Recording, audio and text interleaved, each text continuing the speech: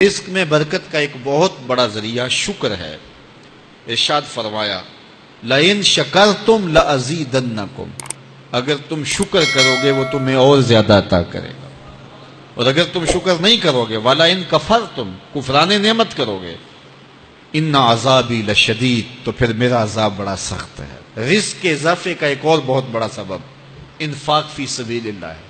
اللہ فرماتا ہے جو تم خرچ کرتے ہو تو جو چیز تم نے نکال دی اس کی جگہ اللہ تمہیں اور عطا کر دیتا ہے۔ بعض کا ہمارا یہ ہوتا ہے کہ کوئی آدمی مالی بحران میں آ گیا تو وہ کرتا کیا ہے کہ جو راہ خدا میں دینے کا کھاتا تھا پہلے اسے کلوز کرتا ہے، یہ فلاں مدرسے کو دیتے ہو یہ بھی بند کر دو، یہ مسجد کو دیتے ہو یہ بھی بند کر دو، یہ فلاں غریب کو دیتے ہو یہ بھی بند کرو، حالات ٹائٹ ہو گئے ہیں۔ لیکن 5 گاڑیاں ہیں تو 2 گاڑیوں پہ گزارا کر لیا جائے، پیٹرول بچے، یہ نہیں ہو سکتا۔ گھر کے لچھن وہی ہیں لیکن بند کہاں سے کیا؟ جہاں سے رزق آنا تھا۔ ہمیں تو یہ حکم دیا ہے جب رزق تنگ ہونے لگے صدقہ دے کے رب سے کاروبار کر لو، صدقے سے تمہارے رزق میں اضافہ ہوگا۔ یہ رب کا وعدہ ہے اور اللہ کے وعدے جھوٹے نہیں ہو سکتے۔ رزق کی برکت کا ایک اور بہت بڑا ذریعہ النکاح ہے۔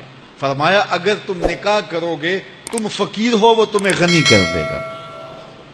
لوگ کہتے ہیں بچہ پیروں پہ کھڑا ہو لے تو پھر نکاح کریں گے، اللہ کہتا ہے تم نکاح کرو ہم پیروں پہ کھڑا کر دیں گے۔ ہمارا فلسفہ اپنا ہے، اس کا حکم اپنا ہے۔ وہ کہتا ہے ابھی تو یہ اپنے لیے نہیں کماتا تو جو آئے گی اس کو کہاں سے کھلائے گا؟ میاں جس نے آنا ہے اس نے اپنا رزق لے کے آنا ہے۔ تو بچوں کی شادیاں کرو، اگر وہ جوان ہو گئے رزق نصیب ہوگا۔ اپنے اہل خانہ کو نماز کے حکم دینے سے رزق بڑھتا ہے، کیونکہ جو صبح کا وقت ہوتا ہے یہ رزق کے بٹنے کا وقت ہوتا ہے، اور جس گھر میں صبح کے وقت لوگ سوئے ہوئے ہوتے ہیں وہاں بے برکتیاں ہوتی ہیں۔ تو طلوع فجر سے لے کر کے طلوع آفتاب تک اپنی اولاد کو، بیوی کو، بچوں کو نہ سونے دیں۔ اس وقت رزق بٹنے کے لمحے ہوتے ہیں۔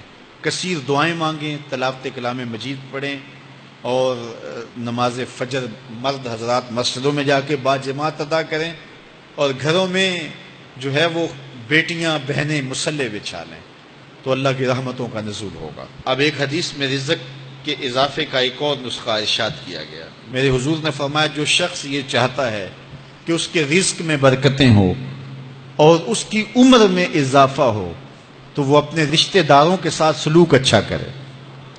رشتہ داروں کے ساتھ اگر اچھا سلوک کرو گے تو پھر تمہارے رزق میں برکت ہو۔ غریب ہیں تو ان کی مدد کرو، ان کی بیٹیوں کی شادیاں اپنے ذمے لے لو اگر اللہ نے آپ کو وسعت دی ہے، ان کی پریشانیاں بانٹ لو، ان کا قرضہ ہے تو اتارنے کی کوشش کرو، ان کو مشکلات سے نکالنے کی کوشش کرو۔ تم ان کو مشکلات سے نکالو گے اللہ تمہیں مشکلوں سے نکالے گا۔ تمہارے رزق میں بھی برکتیں ہوگی اور تمہارے مال میں بھی برکتیں ہوں گی۔ فرمایا بہتر صدقہ وہ ہے جو ناراض غریب رشتہ دار کو دیا جائے۔ اگر وہ پھنس گیا ہے، مجبور ہے، ناراض ہے، تو اس کو اگر دیں گے تمہارا نفس اس میں شامل نہیں ہوگا، تو یہ افضل صدقہ ہے جو ہر صورت میں قبول ہی قبول ہے۔ رزق کے اضافے کا ایک اور سبب الاحسان الی الضعفاء، جو کمزور لوگ ہیں ان کے ساتھ اس نے سلوک کرنا۔ الانفاق علی طلبۃ العلم، طالب علموں پہ خرچ کرنا، یہ بھی رزق میں اضافے کا سبب اور ذریعہ ہے۔ وہ حضرت بابا فرید نے کہا نا 6واں رکن دین کا روٹی ہے۔